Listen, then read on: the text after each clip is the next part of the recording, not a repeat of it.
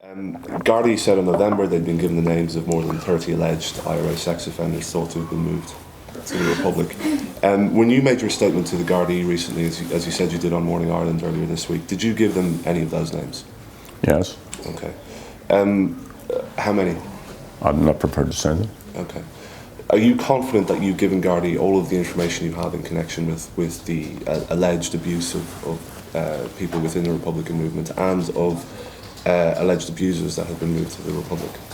Yes, and if I get any other information on that or any other category of abuse or of criminality, I will also give that to the guards. I meet the guards reasonably often. I'm duty bound as a citizen and also as a public representative to do those duties, and that's what I do. You've been damaged by all of this controversy, haven't you? You know, yourself politically, your reputation has been damaged by this, hasn't it? Well, explain to me how. Do you not think that, I mean, the polls would say that your personal rating has gone down in the last few months because of your connection to this? Well, I stood as a TD. In 2011, 4 years ago. Okay, well, God spares me if I get through the Sinn Féin convention, I'll stand the next time. Okay. So we'll see what the people say, but just look, you can only do your best. The first thing that has to be said is that a huge injustice was done to Maria Cahill. That's first of all. So I tried to deal with that compassionately and sensitively.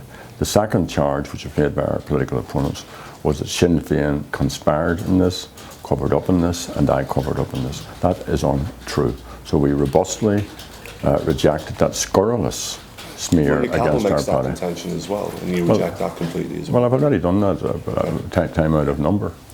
Did it ever cross your mind throughout all of this to give up, or to perhaps step down as Sinn Féin leader because of the extent to which it was distracting from Sinn Féin's attempts to advance itself as a political party in this country? Well, I don't think it distracted, and I think that Sinn Féin is of secondary importance when you're dealing with an issue as serious as that of child abuse.